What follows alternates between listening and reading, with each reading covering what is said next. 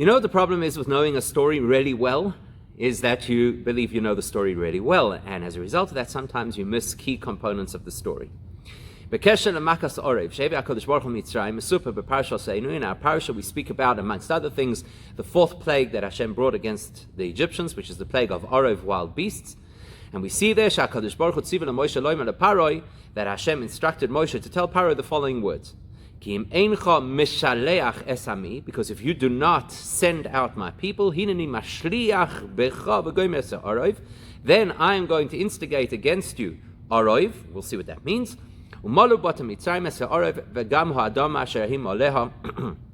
this Arov will fill the houses of the Egyptians and the earth that they are on.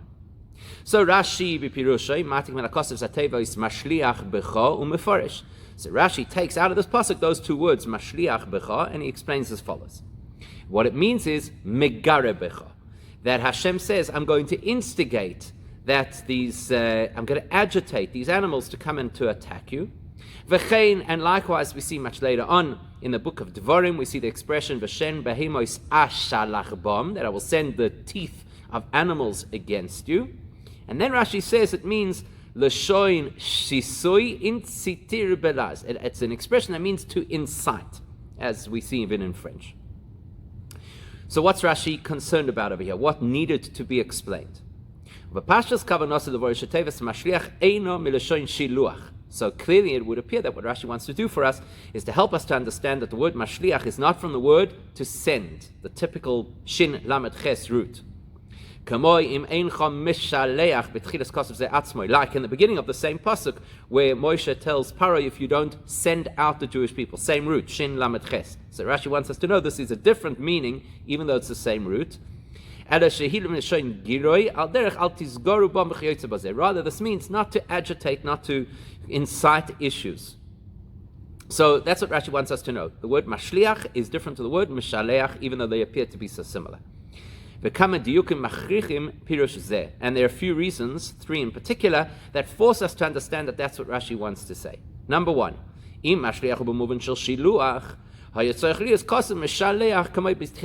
well, very obvious, if the word mashliach is from the word to send, then the form of the word should have been mishaleach, like the beginning of the pasuk where Paroi is supposed to mishaleach, send out the Jews. So it's a different form of the word, it obviously must have a different meaning. Number 2, also, if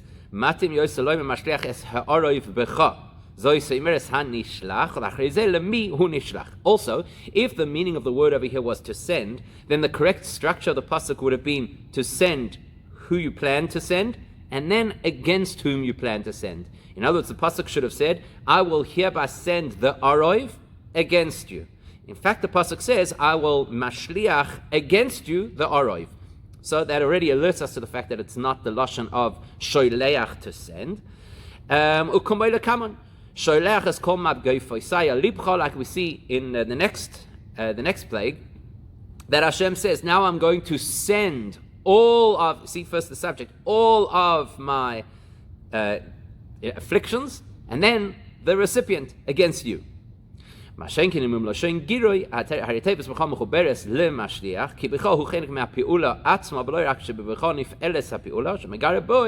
word whereas in the structure of how the wording of the pasuk is mashliach becha, the word becha is not just the intended recipient, it's part of the concept. If you say incite, so then logically part of the incitement is who you're inciting against.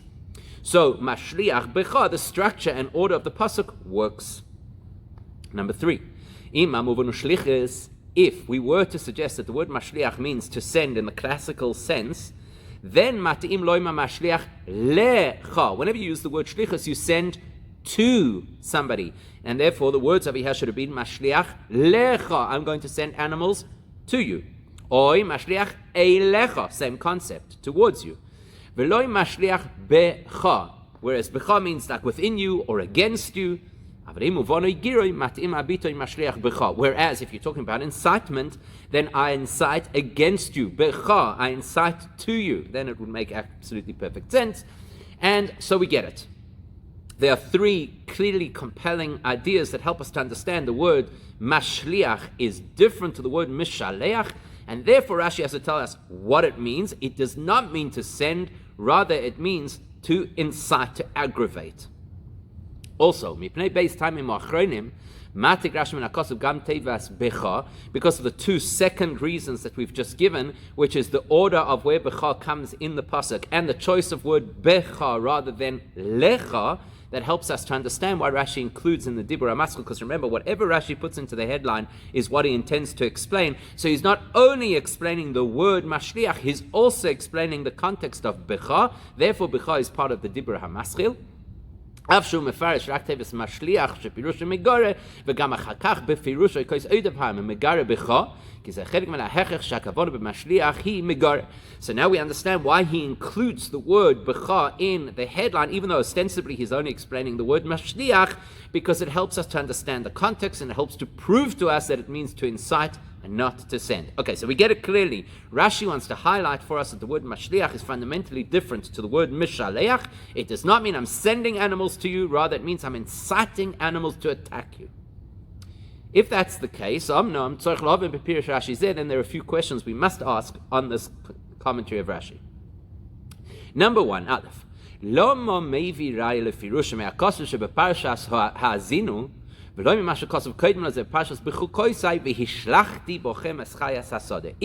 needs a pasuk to prove to us that this word mashliach is a concept of aggravating or inciting the animals against the Egyptians, why does he look for a proof all the way from Parshas Ha'azinu when ostensibly he's got a better or a more accessible proof from Parshas Bechukoisai, where it says clearly that Hashem will send or aggravate against you Chayas HaSodeh, the wild animals of the field, which is more aligned with what we're talking about over here. Here we're talking about wild animals.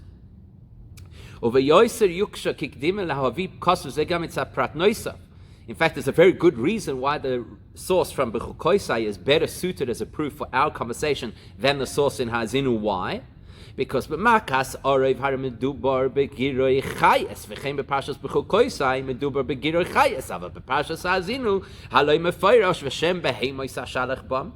Because here we're talking about Arov, where it was wild animals that were going to attack the Egyptians, and the pasuk in Bechukoisai is also talking about wild animals. Good match. Whereas in Ha'azinu it's talking about domesticated animals. So why would Rashi dafka overlook a proof from similar animals and dafka bring us a proof from later in Torah and from different animals? Also, also,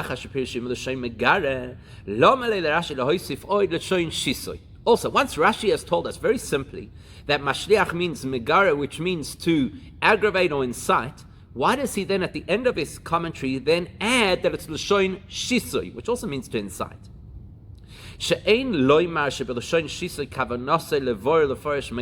And now you cannot tell me that the word shisui is used by Rashi to clarify the meaning of the word megare. Why not? Well, for three good reasons. Number one, the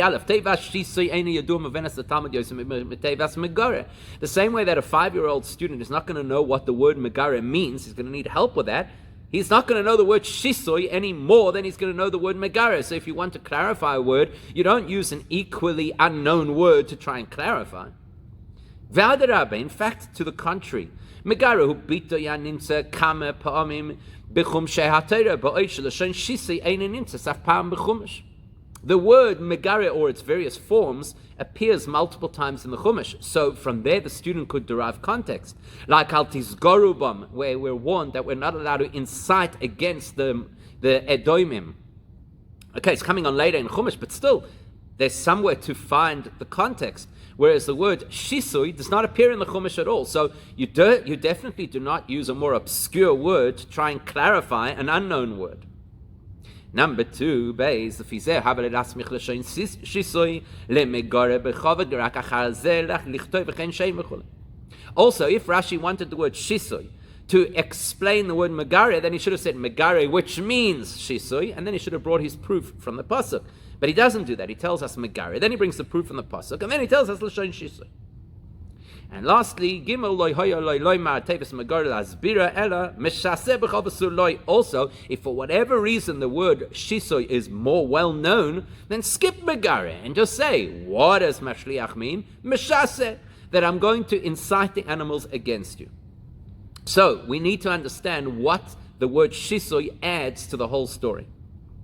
And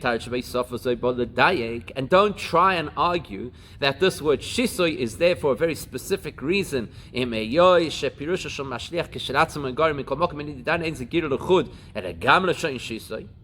So, if normally the word mashliach means, this is how you might want to answer it. You might want to say, usually the word mashliach just means megara, to agitate.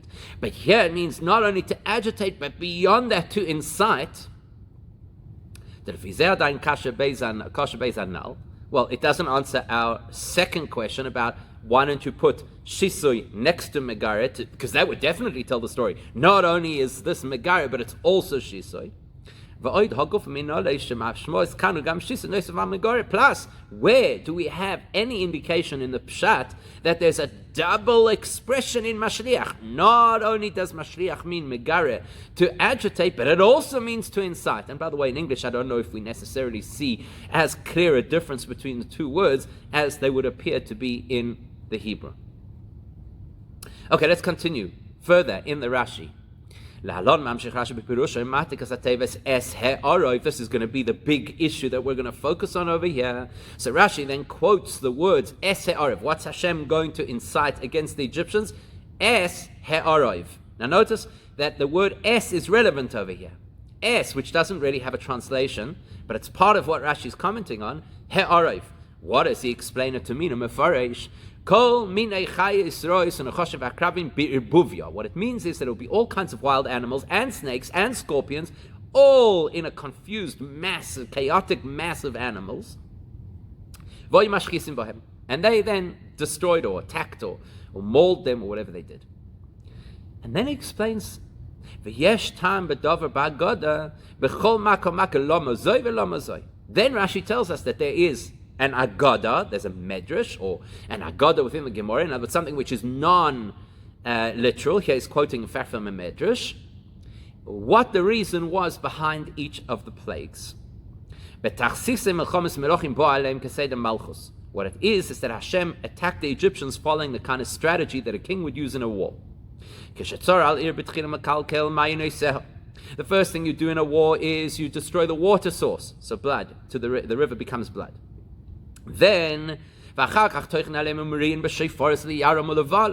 then you blow shofars in order to get the people nervous. How many legions are coming to attack us? So that was the sounds of the croaking frogs. And that is, as we see that the frogs made a terrible noise, like the Medrash Rabbi Tanchuma tells us. Okay, straight away you can see that there are a number of questions on this Rashi. Number one, Divrei Rashi einu mekarim u'b'medrash, ela shepir shashi b'shinoi lashon. Firstly, Rashi, as we've said, bases himself on a medrash, Shmois Rabbah, and yet he doesn't say exactly the same words as the medrash does. Anytime that Rashi quotes a primary source and doesn't use it verbatim, we always ask, why is he using different expressions? In the Medrash, there are two opinions as to what the nature of Arov was. One opinion is shahayu dubim aroyos unemerim. One opinion is that it was bears, lions, and leopards. And the second is shahayu tsuroim vitushin, that there were various kinds of insects that would have bitten and poisoned them, wasps and whatever else. So the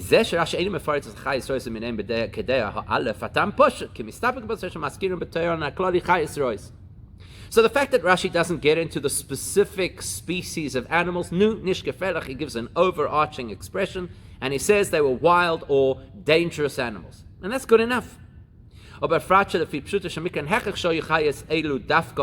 because there's nothing in the pshat that indicates which species of animals it is. So Rashi is quite satisfied just to say animals in the generic sense.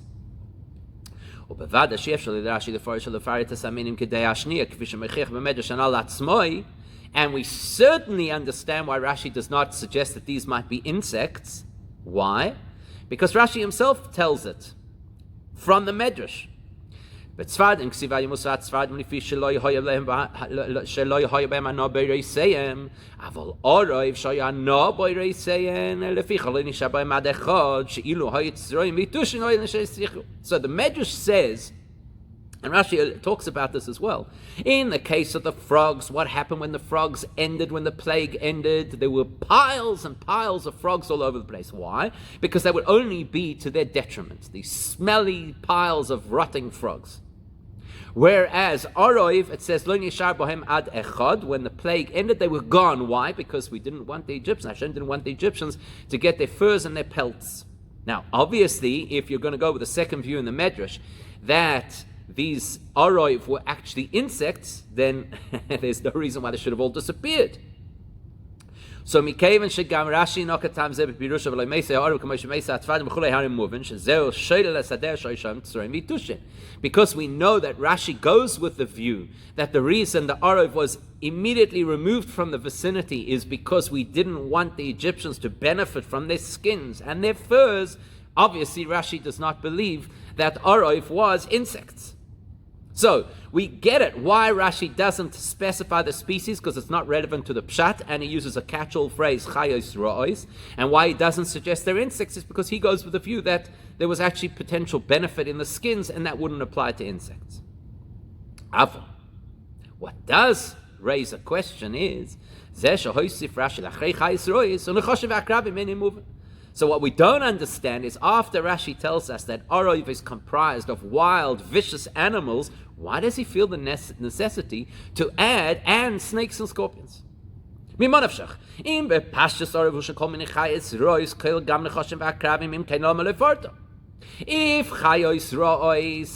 wild animals naturally would include snakes and scorpions, then just like Rashi didn't specify lions and bears, he doesn't have to specify snakes and scorpions. So, as Rashi doesn't go into any other detail of any other species, so why does he highlight snakes and scorpions? And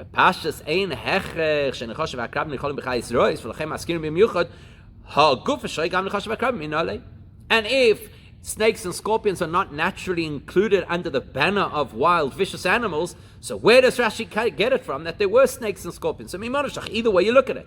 If snakes and scorpions belong to the category of wild animals, you don't have to specify them by name. And if they don't belong to that category, then what evidence do you have that they were part of this plague? Another question on Rashi, Madua meforish Rashi dafke papasuk zeh sheyesh tabed avchol makom makalomazoi velomazoi. Why does Rashi only now in Makkah number 4 start to tell us the strategic reasons behind all of the plagues? Dim lefi pshuto sham mikra dorish tam b'chol makom makalom evi akadosh baruch hu haraminat tzerech hoyu leforish tam zeh b'makkah sorishayna so miyad b'makkah horishayna. If, for whatever reason, the Pshat requires us to know the reasons behind the various plagues, then Rashi should have given us the insight somewhere earlier on, in fact, ideally in the first plague. That's the logical place to start to explain why they come and why they come in this particular order. Why these plagues and why in this order? Why does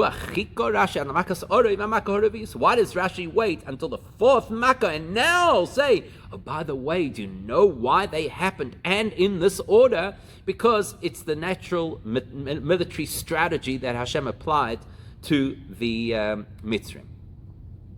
Okay, so Yesh Meforshim. Some of the commentaries on Rashi try to dodge that particular question by suggesting that the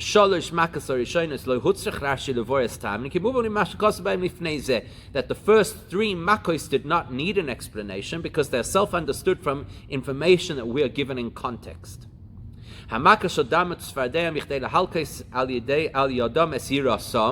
Well,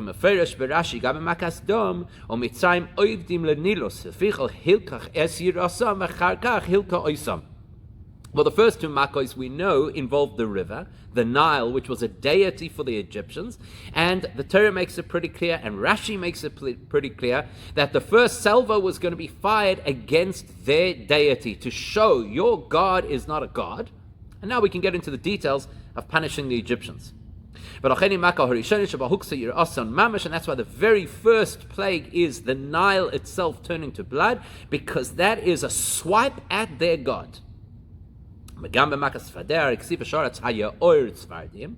וגם רש"י מפרש לפי שהגנה ירא מוישה כולי לא קל יודו לא בדם ולא בצוורדים, and it's pretty clear that although the plague of frogs extended beyond the river, it was primarily a makkah against the river. That's why Moshe was not allowed to be the one to smite the river at that point, because he owed it a debt of gratitude for having saved his life, indicating that the plague was leveled against the river, which was their god. So we don't need Rashi to explain how come it is that there was blood and frogs, because we know it's part of dismantling the religious structure of Egypt, the pagan beliefs that they had.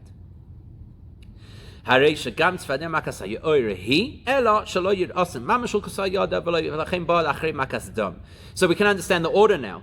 The river turning into blood is a direct attack on their deity. The river producing frogs is a secondary attack, still on the deity, but it's a secondary attack because the river itself kind of remains whole, even though it produces something that's going to harm them.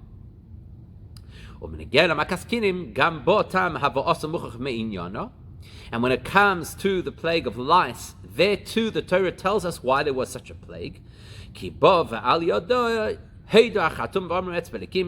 Because that is what forced the necromancers of Egypt to acknowledge that this is God's work. This is the finger of God. There's no way we could do it.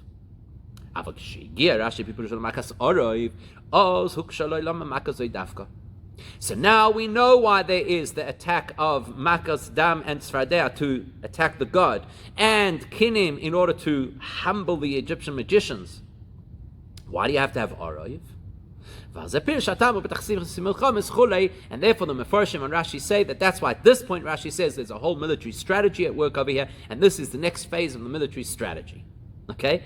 Now the problem with this is there are a number of questions that come up on this particular angle, and generally on this Rashi. This explanation that it's self-understood why there were the first three makos, and it's only Arov that really needs an explanation, raises a whole series of questions. Number one, if it's true that we already know why there is Dam Tzvadei Akinim, and Rashi only now needs a medrash in order to explain Makas Orov, the plague of wild beasts, Imkein Eichi Tochen she'es hatam Makas Orov einoi mevi אלא שמצאים שנמצא בתנחומה, או מעתיק בפרש שסתיים שאינו נוגעים לענייננו. The most logical question is, it makes no sense. You're arguing that Rashi knows why there is blood, frogs, and lice, and he doesn't yet know why they are wild animals. So what does he do? He quotes a medrash to explain why there is blood and frogs, and he says nothing about Orov. He just says, look it up. Look it up yourself in the Medrash Tanchuma. Well, your whole purpose, according to this commentary, was to explain why there is Makas Orov. So why don't you talk about it? Number two,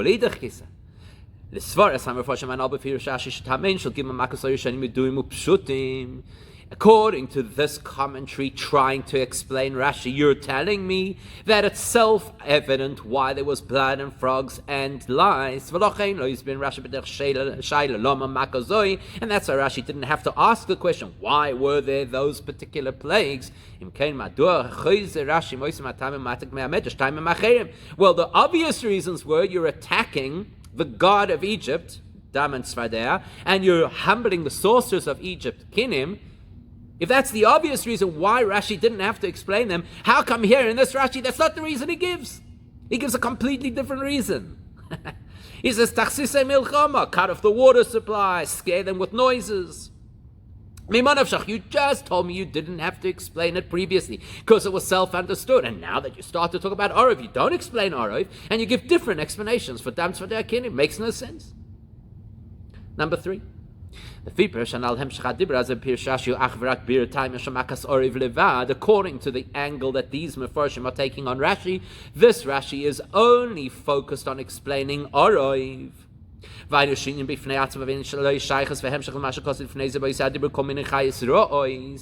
that would indicate that what Rashi is talking about over here is different to the first part of Rashi. The first part of Rashi was a definition. What is Orov? All kinds of wild animals. The second part of Rashi is a different discussion. Why Orov? Now that's not how Rashi operates.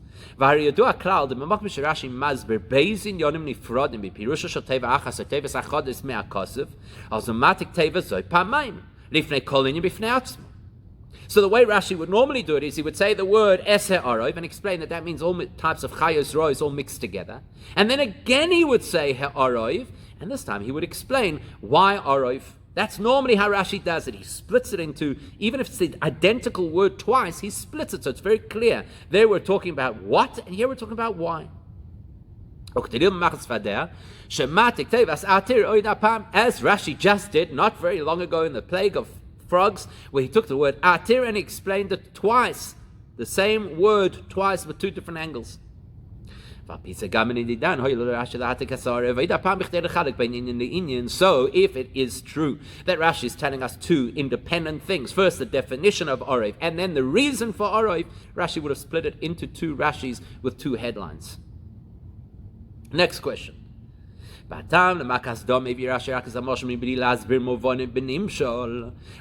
it talks about the different reasons, according to this Rashi, where he's quoting the Medrash about Tachsise Milchama, this military strategy.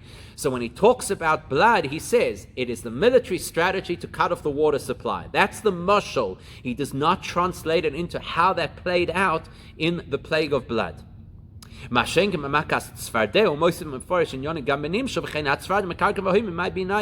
it comes to the frogs, he says it is normal in military strategy to make all kinds of noise to scare your enemies, and so he interprets it. And so the frogs made noises to scare them. Why now do you have to interpret it to the frogs, yet with the blood you did not have to interpret it to the blood?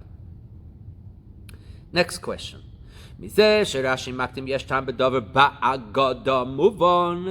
that Rashi not only gives us this medrash, but he highlights that it is agoda, i.e. not pshat. Clearly Rashi's highlighting for us that this is not the pshat, it's not the simplest understanding. Why? Why does Rashi have to highlight that this does not align with the pshat? Why does it not align with the pshat? Actually, it fits perfectly with the pshat. There's no reason in the simple understanding of the pasuk not to say that Hashem follows a military strategy. So why is Rashi kind of moving it away from pshat? Next question. Lama Mesaim Rashi Kedisa Medrash Rabbi Tanchume Arein Darka Sharashi Letzayin Amok Lidvorav. How come at the end of the Rashi says, as is explained in the Medrash Rabbi Tanchuma? Usually Rashi does not tell us his source unless knowing the source will help us better to understand what's going on over here. So, what's the practical difference here to know that it's a Medrash Rabbi Tanchuma? וגם לא מחילקה לשניים, מקוס בתחילה פירושה שיש הטעם בדובר באגודה, ובסוף כדיס במדרש רבי תנחומה, הבל אלו כלם יחד ולא ימם, יש טעם בדובר במדרש רבי תנחומה. And if Rashi does want to tell us that it's a medrash, why split it into two? At the beginning he says there's a reason ba'agoda, which of course means medrash, and at the end he tells us, look it up in Medrash Tanchuma. Why doesn't he just say at the beginning, יש טעם בדובר באגוdas רבי תנחומה, or באגוdas medrash rבי תנחומה, or something like that? Lastly, lama matik Rashi min hakosav gam tevas es he'arov alei kol pirusha ein ela b'tevas he'arov. How come Rashi includes in the Dibra Maskil in the headline the word es, if ostensibly all he's explaining is the word he'arov? Okay, many questions on this Rashi. So again, Rashi goes through all the military strategies, which the Mefarshim want to say is because we knew what all of those, what the reasons were behind the other Makkos, and it's only this one that suddenly raises a question for us. And we said, no, that really doesn't make any sense, because then he should have started to explain it before. Why doesn't he give the reason over here for Arov? Right? Should give us for Arov. Why does he change the reasons for the others? Why doesn't he split it into two different commentaries? Why does he only play out the nimshal of frogs and not of blood? Why does he say that it's agoda? Why is that so important? Why does he split it and say agoda in the beginning and Medrash Rabbi Tanchuma at the end? Usually Rashi does not explain what his source is. And why does he use the word es in the headline? So we have many, many questions of what appeared to be quite a simple story. Never again, it's a story we all know. We know the story. We know Arov. We know that it's wild animals. And yet there are so many questions over here. And of course, the core question we have to ask ourselves, and that's what we're going to focus on, is what is the uniqueness of this plague? Habir b'chol zehu, the explanation is b'chol mako maka b'noisen shelifnei maka sora v'noisen shelachrea haripuronusa v'toichon oinsha muvan v'nikar. One thing that you can see as a theme throughout all of the Makkos, all plagues, those that precede Arov and those that follow Arov, is we're always given an idea of what the nature of the plague is and what the nature of the punishment that the plague was supposed to mete out is supposed to be. So mitoich divrei asra shenitnu leparo lifneha v'asa maka oy boisan hamaka sheloi kadma lenasra mitoich divrei HaKadosh Baruch Hu leMoshe b'eish tzivah la'asei sapula lavias hamaka. The clues are either given by Moshe to Paroi, the following plague is coming against your people for the following reason. Or, in the cases of those plagues where Paroi was not warned in advance, which is every third plague pretty much, then we know that at least Hashem tells Moshe, I'm bringing this particular plague for this particular purpose. So he should recognize me, so he should recognize that I have control, that he should free the Jewish people, whatever the thing is. But what you will see as a theme throughout all of the Makos is we're already told what the plague will be before the plague happens. We're either told it in the conversation between Hashem and Moshe, or in the conversation between Moshe and Paroi. But before the plague happens, we already know what is about to happen. What's unique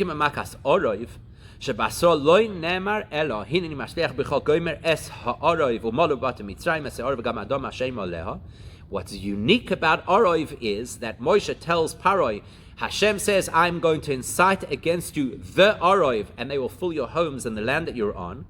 Without telling us what Arov is.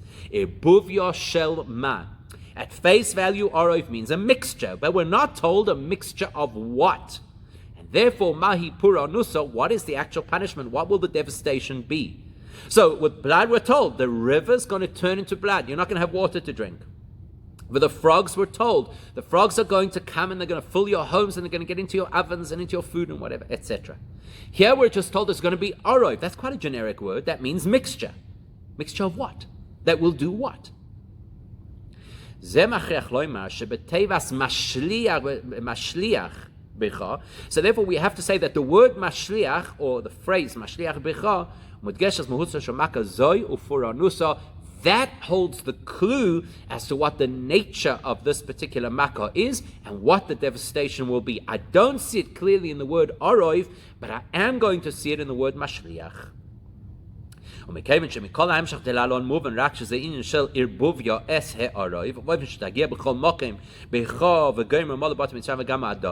all I know from what's going to follow is that it will be something of irbuvya. That's what arov means, a mixture.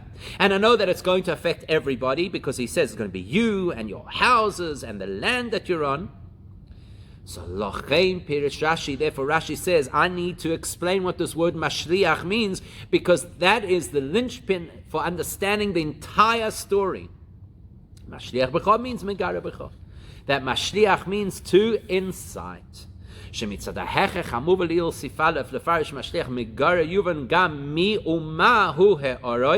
already explained before how Rashi knows that it has to be mashliach, not mishaleach. In other words, that it means to incite, not to send, because of the structure and order of the words, because of the pasuk that Rashi brings, because of the becha rather than the lecha. So he knows that it means to incite. Now that we know that it means to incite, that will be the clue to understanding what the nature of this plague is. What is Arov? So we just got a word Arov, which means a conglomerate of things that are going to somehow attack the Egyptians. So Mashliach is the clue. What kind of things can be incited? That's what Rashi wants us to know. What kind of things can be incited? Mi sheshayech boy inyan hagiroi. Where is it relevant to use the expression to incite? That's with animals. And now it all fits into place. Now I know what the nature of the plague is. If I incite animals, then they're going to attack. And if they're going to attack, they're going to bite, they're going to maul, they're going to claw, whatever they're going to do. But they're going to harm. Now I understand what the nature of this plague is. From the word Arov, I didn't know what it means. Mashliach helps me to understand it is beings that can be incited to become aggressive and to attack. So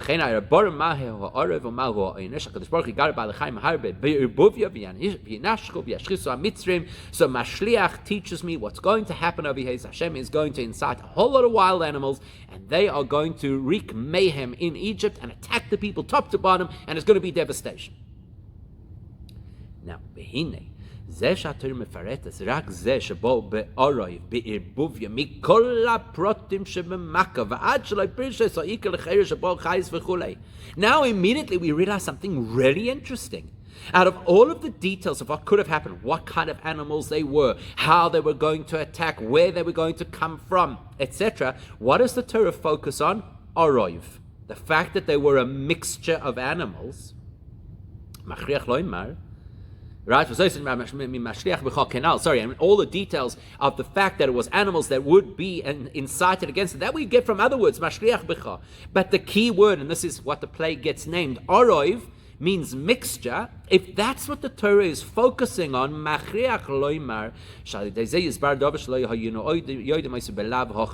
means the word arov will teach us something about the nature of this plague we would not have otherwise known, and in fact it's going to emerge as the biggest chidush, the biggest insight into what the nature of this plague is. Vehu. Ikera chidush v'neis. V'neis shebo chayis chulei. Haya shebo harbe minei chayis bi'irbuvya. The Torah wants us to know, and this is really important, the Torah wants us to know that the biggest miracle out of this plague was the fact that the animals came as a mixture. The fact that animals were sent to attack them, that we get from Mashliach B'cha. And that is the nature of this particular plague, that it will be this whole major animal droves of animals coming through and attacking people. But Arov, the fact that different species of animals came together, that is the main miracle that's happening over here.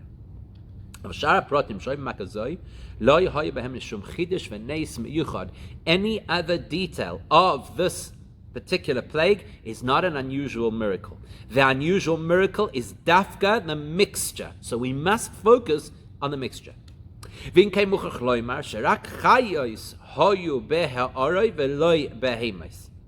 So therefore, the first thing we have to recognize is that the nature of the animals that came was dafka chayos, wild animals, and not behemoths, domesticable animals.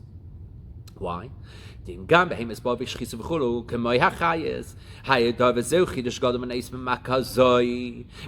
if domesticable animals had also attacked the Egyptians, that would have been an additional miracle. And then the Torah would have had to tell us that. It's miraculous for cows and sheep to start attacking people. So if that were the case, the Torah would have highlighted. The Torah doesn't. The Torah says, what was the miracle? Aroi, that out of the wild animals that came, the fact is that they came together. Because of so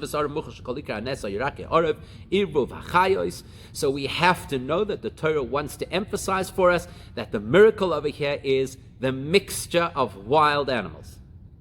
But then you'll have a question. Hang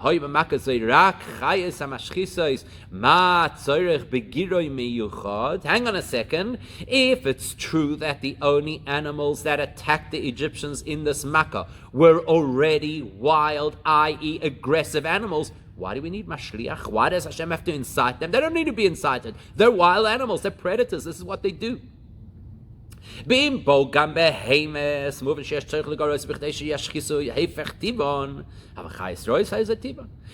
it were domesticable animals that were included in this particular plague, we'd understand why Hashem had to incite them, because it's unnatural for them to attack.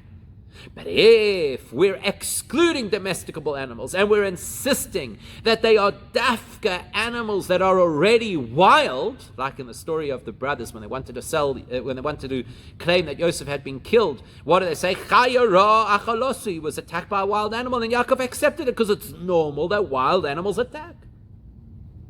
So why do we need girui? Why do we need Hashem to incite the animals to attack? Therefore, Rashi says it's not just megare, it's shisui. Shisui is inciting, like the Rambam talks about what happens if a person incites a dog to attack another person. Are you chayav, for having killed them? Or when people have, the matadors and these kind of things, when they incite an animal, that's more than megare. That's shisui. That's when you really, really agitate the animal. So what Rashi wants to illustrate is, even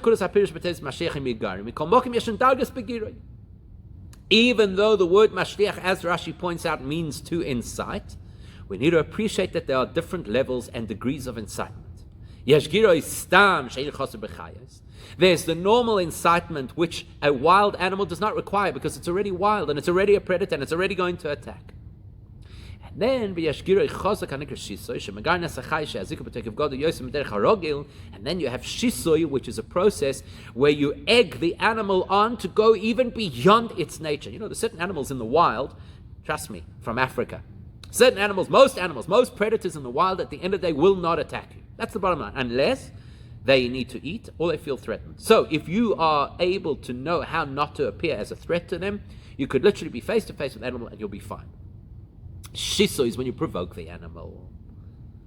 So even though the animal is a wild animal, once you provoke it, it will behave against its nature and attack even if it's not feeling threatened and even if it's not looking for food, hunting for food.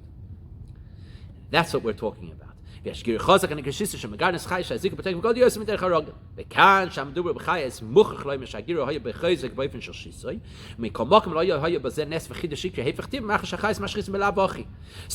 Rashi wants us to know over here is, if you would take a whole lot of lions and drop them down in Egypt, they wouldn't naturally start attacking people. Not necessarily. So there was a provocation, there was a shisui. Over and above the fact that Megare, that Hashem's going to send wild animals that are naturally aggressive and hunters and predators, Shisui is going to provoke them dafka to attack. But that's not a unique miracle. That's part of nature. That is the nature of any creature. You provoke a creature, it will attack you. Now we can understand one of the earlier questions that we asked. Why does Rashi dafka bring a pasuk to prove this concept of provocation from Parshas Ha'azinu, which is so much further in the Torah, and talking about domesticable animals instead of b'chukoisai, which is closer, and talking about similar wild animals? That's exactly why. פירוש בטבס משליח שמגרב על זה מביא ראי מפוסק המדבר בבהמס שבום שייכי כעניין הגירה מאחר שמצד עצמם שיוחס להשחיס ולהזיק. That's why Rashi Dafka quotes a pasuk that talks about domesticable animals to illustrate that we're talking here about provoking the animal to behave in a way that is not natural for it. That's why it talks about domestic animals, because it's not natural for them to attack unless you provoke them, like the running of the bulls or the matadors or whatever. It's not natural. But when you provoke the animal, it's going to attack you.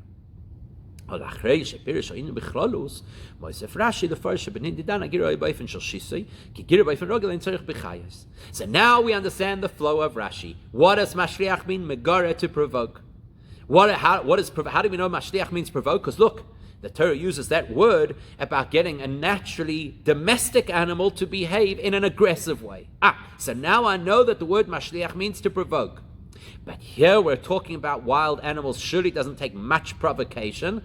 Therefore, Rashi says, in this particular context, it was Shisoi. Hashem provoked them in an unusual fashion so that they should become even more aggressive. But that is not necessarily miraculous. It's just the nature of provocation.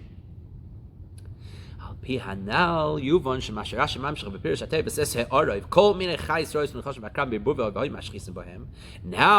know that Mashliach B'cha means to provoke the animals to be even more aggressive than normal, now we can have a look at how Rashi explains the words Eseh Arov.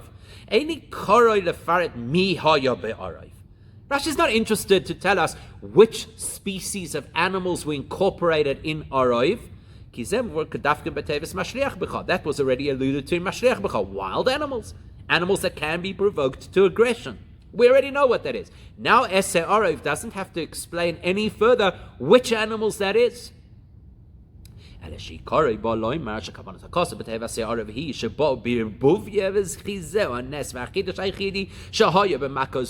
what Rashi wants us to know in the words Eseh Arov is that is the main miracle of this makkah. What? The fact that different species of animals came together and it's completely unusual for them to be together. Again, speak to the people from Africa who tell you lions and leopards are natural enemies. They'll hunt in the same areas and they'll attack each other. Now suddenly you got them side by side attacking the Egyptians together. That is unnatural. That is a nes meyuchad. That is not normal. And we came to Tzarech Lichtav Sheba B'Irbuvia Moisef Gam Kol Minei Chayis Rois Nechashim Akrabim Ki Bozeh Mefarshas HaIrbuvia Shoyis Mako Zoi. And because Rashi's primary goal over here is to highlight the incredible nace of the conglomerate of different species of wild animals together attacking, therefore he tells us Chayos Rois and Nechashim and Akrabim, as we'll see. That also explains why Rashi includes in his title, in the Dibra Maskil, the extra word es, because that highlights even more for us that the primary miracle over here is the mixture of the animals, not the attack of the animals, the mixture of the animals. Because if it's not the primary miracle, and it's just a detail, it so happens that there was a miracle of wild animals, and it so happens that they were together, if that were the case,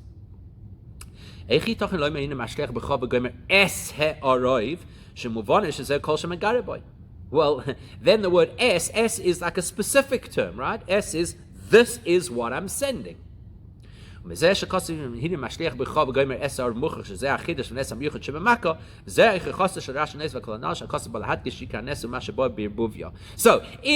Arov is a detail of the bigger story, then Ese Arov seems to limit the story. I'm sending wild animals, Ese Arov. Whereas if the purpose of the story is to highlight that the biggest miracle over here is Es Ha'arov, the fact that they came all together as a united front, then Es works very well because it emphasizes for us, herein lies the miracle. Es Ha'arov, the coming together of all the animals, that's the miracle. Now we understand why Rashi doesn't get into the details of bears, lions, and leopards. We have absolutely zero evidence from any pshat what kind of animal species were common in that area, in that region. Nothing at all. We have no evidence at all. So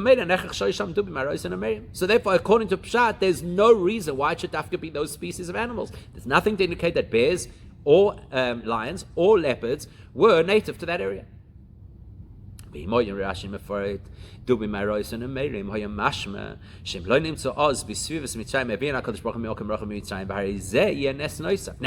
just say, as happens to be the case, let's just say that bears are not native to Egypt. Then there would have to be an additional miracle, which is possible. The Medrash talks about it. In the Medrash is the concept of animals from all over the world that were miraculously transplanted and dropped down into Mitzrayim. And the Medrash even goes so far as to say with their natural habitat so they wouldn't feel afraid. Like the famous story with Elisha, where the Dubim and Ya'ar was their forest, were they just bears or forest as well? Okay, not for now. Rashi doesn't want to get into that because then that indicates that the miracle of Arov was the importing of foreign animals. There's no evidence of that in the Pshat. So Rashi doesn't want to get into the names. I don't know which animals were indigenous, and I don't know if animals were imported. All I know from the Pshat is the fact that they were a mixture of animals. Therefore,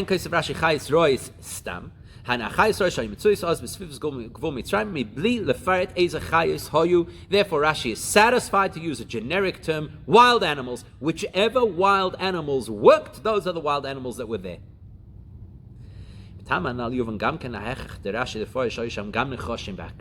we do now understand how come it is that Rashi had to insist, even though he uses a generic term, chayos rois, which could apply to all kinds of animals, he dafka specifies snakes and scorpions. Why? Because the pasuk concludes that the plague of Arov was also going to affect the earth on which they were. Notice the emphasis, they. If the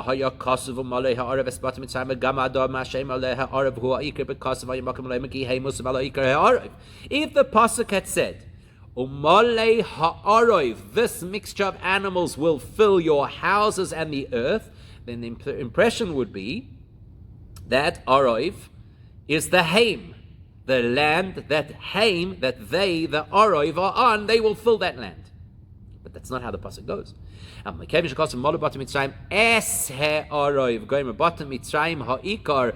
once the Torah says, what's the focus of the pasuk? The focus is on the houses. And those houses will be filled with wild animals. If that's the case, then the land they are on, they refers to the houses. That this makas arov will fill the earth that the houses are on. Now, it would have made perfect sense to say the animals will fill the earth that they tread on if the main subject of the pasuk had been the arov. But because of the nature and structure and grammar of the pasuk, the main subject of the pasuk is the houses, then somehow we're saying that the land the houses are on will be filled with arov. That doesn't seem to make sense. And just to put a cherry on the top, plus,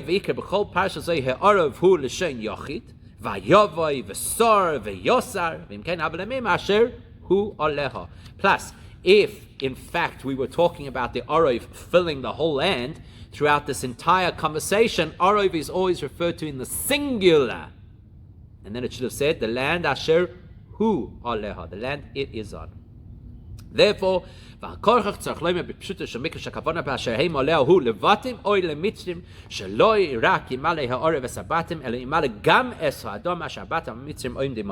therefore we have no alternative but to say that according to Pshat, asher heim aleha, the land they are on, the they is either the Egyptian homes or the Egyptians themselves. Somehow the Torah is telling us that the land itself is filled with arov. Really? How does that happen? That implies that the arov is inside the earth. But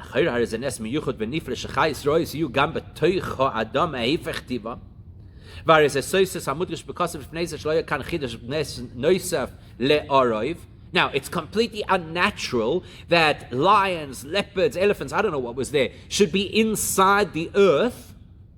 Plus, we've already said that the big miracle over here was the fact that they were a mixture. And any other miracles should have been alluded to in the pasuk. Therefore, Rashi says it's clear that there had to have also been snakes and scorpions. Why? Because it's natural for snakes and scorpions to be within those holes and ditches and wells inside the earth itself. And we know this already. As we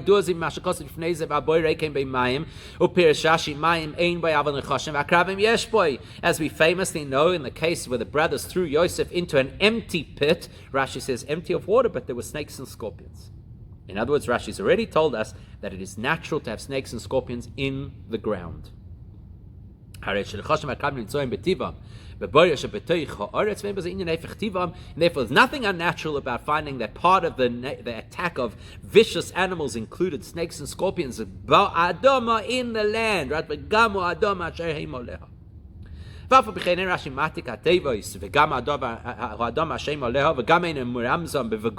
what's interesting is Rashi does not bring this as an independent interpretation of the words. Not only that, he doesn't even allude to it with using of v'gomer and etc. in his headline. Why? Because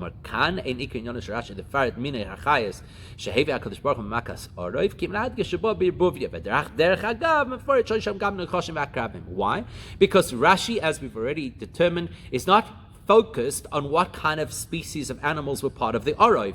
He's focused on telling us that Arov was a miracle of mixture. Oh, by the way, it's interesting to note that this includes snakes and scorpions, which tackles a little bit of a misunderstood phrase within the pasuk. Moving right along, the main focus is to tell you that there was this miraculous mixture of animals. Fine, so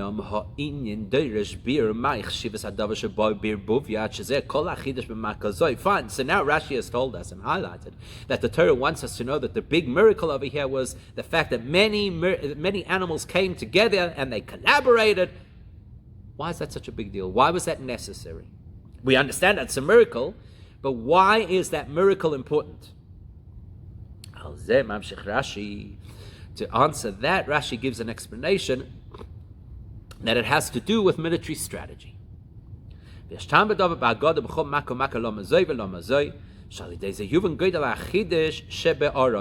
Rashi uses the preceding, what the Medrash has to say about the preceding Makos, he uses that to help us understand what would be so powerful about the mixture of animals in this Makah. So what did he tell us? He told us, he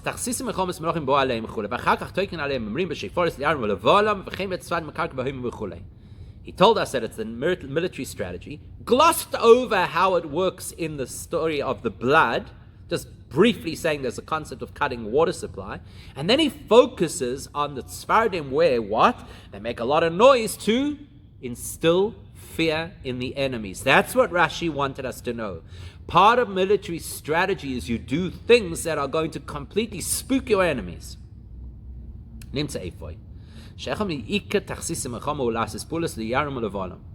Logically, we get it. Now that we have seen the story of the frogs, we get it. One of the most important military strategies is to instill fear in the hearts of your enemies, whether it's by making noise, as in the frogs, or likewise here in Arov. Just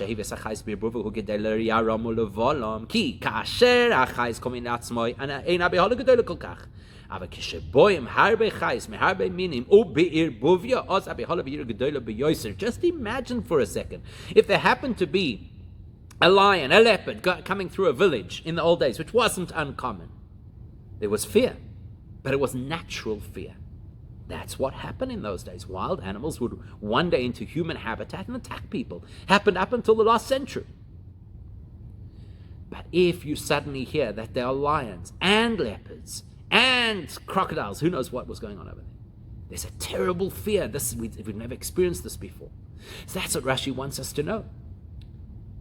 Rashi wants us to know not the details of each makkah, how it worked, but the concept that we learn from it, which is that a big part of the makkahs was to cause fear by the Egyptians.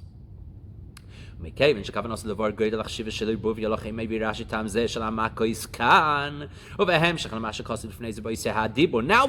Rashi did not talk about this in any of the earlier Makos, and why he does not separate it from his conversation about the nature of Arov Izir Buvia, because it's not a separate conversation. Maybe Raktam shall base Makos or Yishanis Rak Adlatam Makas Tzfardeh Velo Yosef Kibikal Makos Miskam Rashi Rabbi Yosef Midrash Zeh. Now we get why Rashi didn't get into all of the four Makos. He just needed to get us to the point of knowing what happened with the frogs, because that helps us understand the psychology of war, which helps us to understand Arov, and it all fits together. We've answered all of our questions in one shot. It's not a separate explanation to Arov is Kol Minei Chayis Bir Buvya. That is his point. The Kol Minei Chayis Bir Buvya is the Tachsisei Milchama. That is the strategy of war that's being applied over here. The strategy of striking fear in your enemies' hearts. Now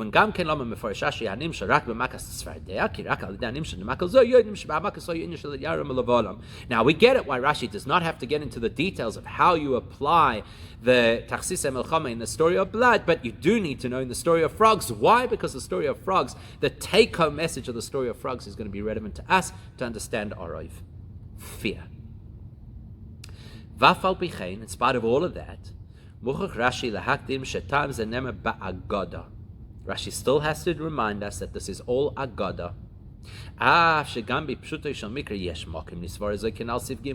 Even though it does have a place within Pshat to explain all of the things that we have explained, because as we mentioned earlier in the Sikha, according to Pshat, we already know why we had to have blood, frogs, and lice. Blood and frogs in order to diminish their sense of deity. And in the case of the lice, in order that the sorceress should be humbled. That's why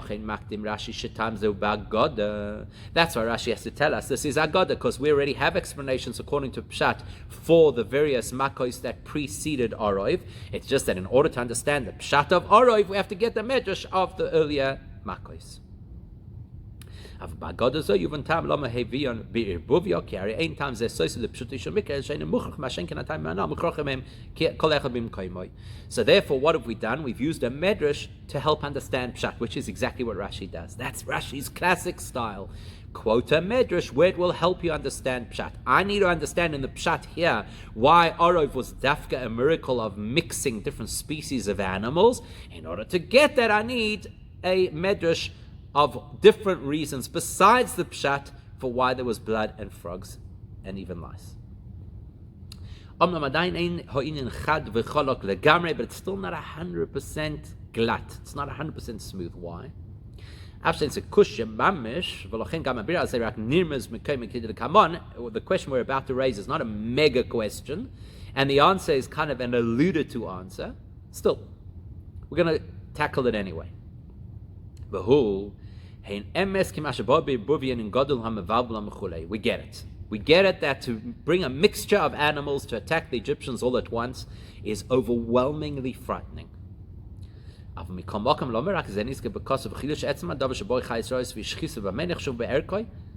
come it is taka that the pasuk makes that the focus, and the fact that they were attacked by wild animals seems almost completely overlooked? How could that be? So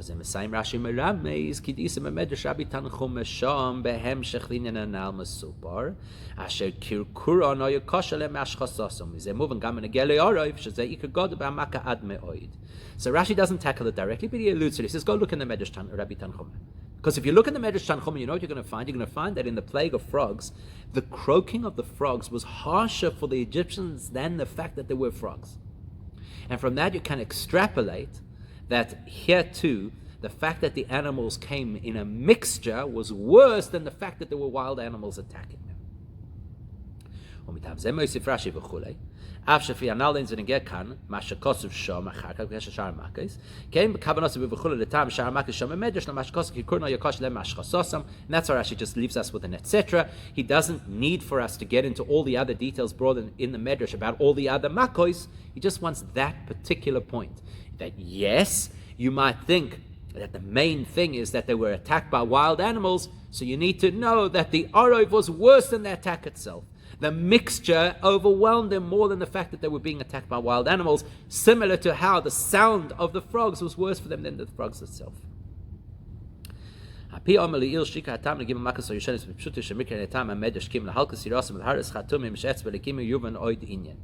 now that we've looked at the fact that there are two different approaches, there's the Pshat approach, which is that the first three plagues were there really to bring the Egyptians to their knees, to destroy their sense of their pagan ideas.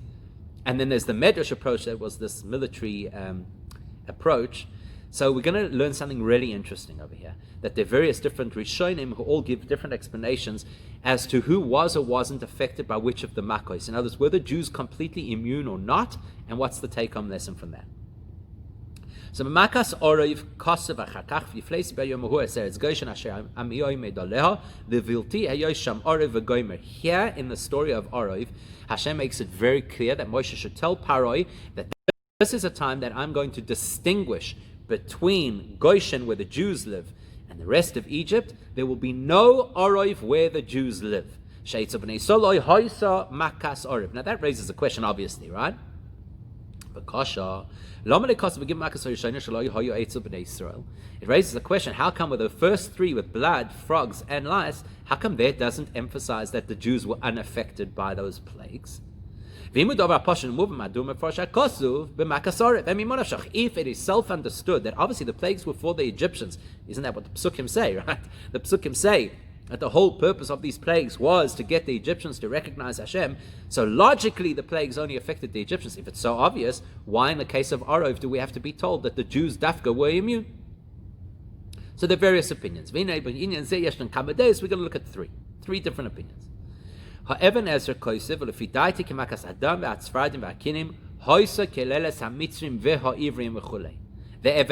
suggests that the first three plagues also affected the Jews. And the Jews were a little bit inconvenienced by blood, by frogs and by lice.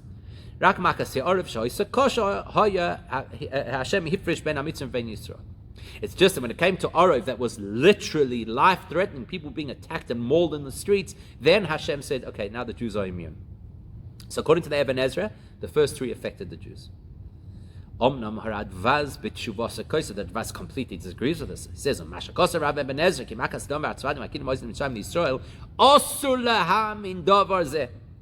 The Radvaz says, God forbid to believe what the Ibn Ezra suggested, that the Jews were impacted by the first three Makos. He says, Kol sheken shaksuvim morim lehefech. He says, the Radvaz says, all the psukim indicate the exact opposite. V'lo yochlu mitzrayim lishtois min hayor, v'yachmur mitzrayim svivas hayor, mashma, v'yisol lo yotzichem lezekoyishes mimei hayor. The Radvaz says clearly, the psukim tell us the Egyptians could not drink from the water, and the Egyptians started to dig around the Nile trying to find water, implying it was the Egyptians that had this problem, not the Jews. Like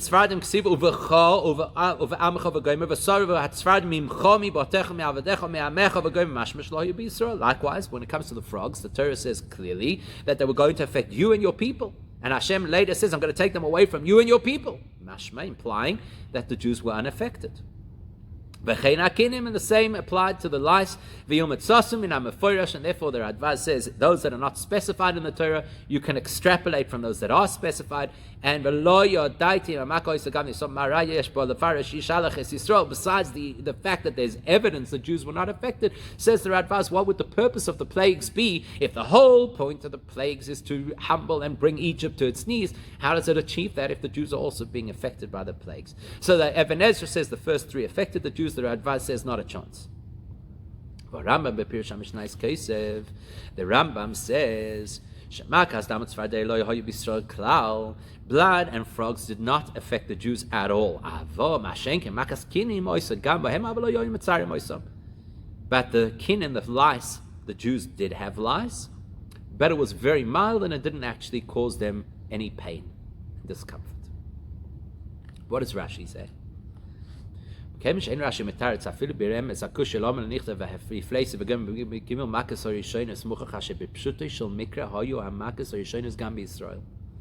fact that when it comes to Makon number 4, and Hashem says, I'm now going to distinguish between the Jews and the Egyptians, and Rashi doesn't say a word, that means that Rashi says the Pshat indicates that the Jews were impacted by the first three plagues. In fact, possibly a hint to that is that when it comes to the lice, it says that it affects Ba'adam, the people, without saying the Egyptians or your people or any of those expressions. And unlike the Rambam, according to Pshat, there is no evidence that the lice, if it did affect the Jews, did not cause them pain. Radical insight that I don't think the average person necessarily realized, that according to Pshat, the first three Makos affected the Jews. Why? Because the Pshat says, Makas Orov. Now Hashem says, I'm going to distinguish between my people and yours. What about the Radvaz's questions? Why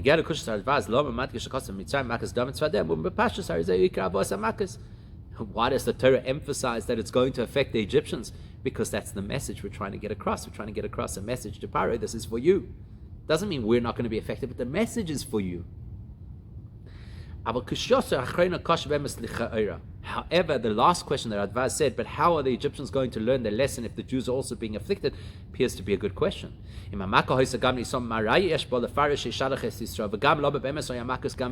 two questions you have to ask. The first question is, how would it be an indicator dafka to Paro that he should listen if the Jews are also being affected? And the other, maybe bigger question is, why would the Jews be affected by these makos?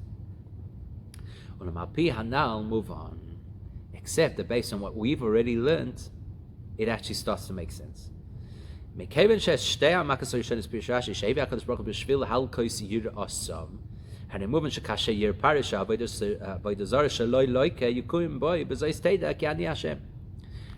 says, why did Hashem attack blood and frogs first? To attack the deity of the Egyptians. It doesn't matter who can't drink the water. The fact is their deity has been paralyzed. Doesn't matter who's affected. The goal was to show that I am Hashem and this is nonsense. Well, that's been achieved. If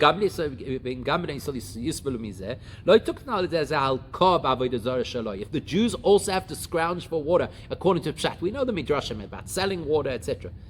But according to Pshat, if the Jews also cannot find water, it doesn't change the fact that the Egyptian god has been crippled. On the contrary, what the Rebbe is going to say now is fascinatingly brilliant.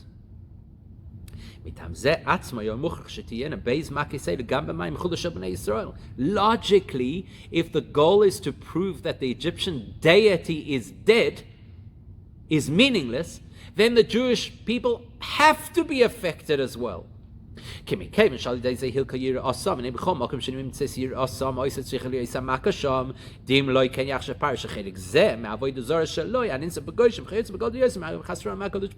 let's assume that the Nile Delta all turns to blood, except in Goshen. Paroi, in his corrupted, skewed version of life, is going to say, well, in that part of Egypt, my God is still stronger than God.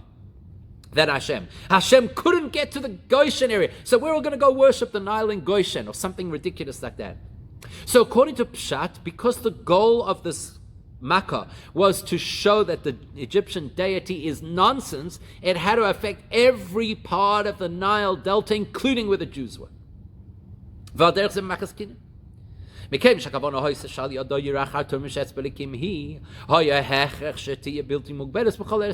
same thing with the concept of the lice, where the goal of the lice was to show that Hashem is in control. It's Hashem's finger. That's as much as the sorcerers were willing to admit at that point in time.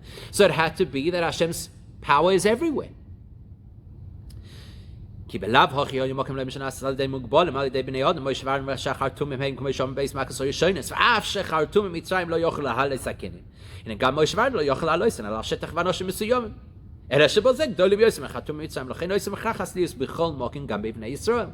What was the argument up until that point in time? The sorcerers would say, you, Moshe and Aaron are sorcerers, we're sorcerers. You make blood, we make blood. You make frogs, we make frogs. Now you make lice, we cannot make lice. Okay, you're greater than us. But you can't make lice on the Jews. So you're still human sorcerers. And the message we need is Etzba Eloikim, meaning that Hashem has no restrictions, no limitations. So by Pshat logic, the Jews had to have lice as well. Whereas when it comes to Arov, we're no longer about proving Hashem's supremacy. That's been achieved. Now we're punishing the Egyptians. Punishing! There's no reason the Jews should be punished. Now Hashem says, I'm going to distinguish the Jews from everybody else. What's the lesson? Powerful lesson.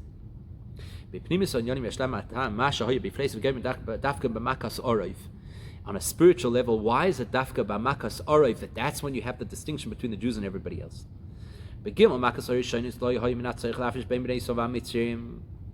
first three plagues, as we've illustrated, you don't have to show a difference between the Jews and the Egyptians. Why? The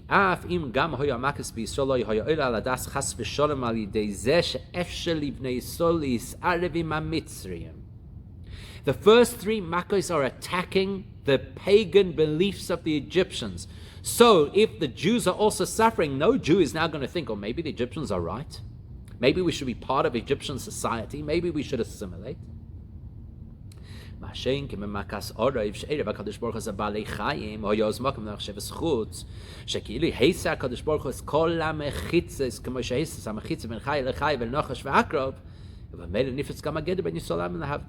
But when it comes Arov, suddenly the Jews say, whoa, hang on, Hashem has just changed the rules of nature.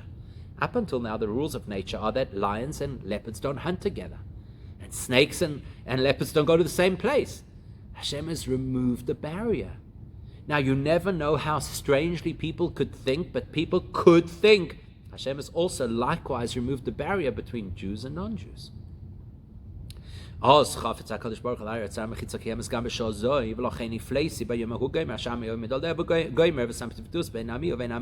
so now Hashem Dafka says, be flacy. Dafka now, when you have the suggestion, when you have the slightest inkling that perhaps there are no boundaries between different life forms, and therefore there are no boundaries between Jews and non-Jews, comes along Hashem and says, be flacy. Dafka now, we're going to see that there is a clear, impossible barrier between Jew and non-Jew. Voeira mizeh muvenos bepashtos, which gives us a very clear message for our generation. Dafka b'shah asher buvya ba'olam uvizman asher patzu gidur shel olam ba'ofen shelo hoyo lo ilamim. When you live in a time as we do, when all the things that used to naturally divide between anything logical, between different kinds of behaviors, the genders, whatever it is, it's all fallen down. It's dafka a time where we have to highlight and emphasize the distinction between Jews and the rest of the world. If Hashem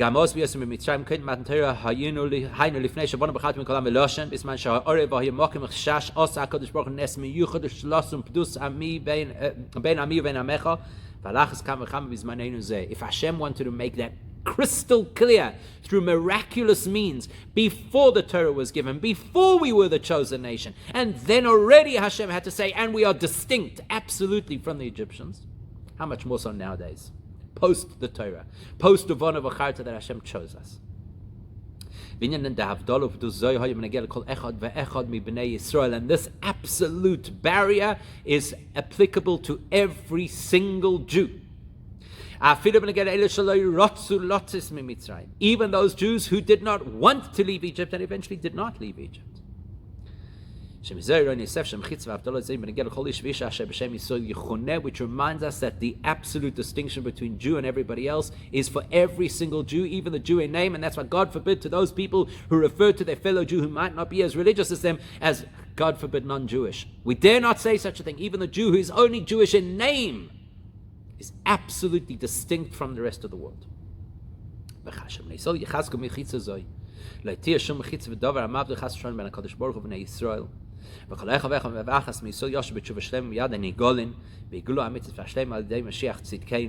When you have the right barriers, the right boundaries in place, when we know our unique and special place within society, and that we are fundamentally different from the rest of the world, then there can be no barrier between us and Hashem, and then each of us is aroused to do tshuva, which brings Mashiach now.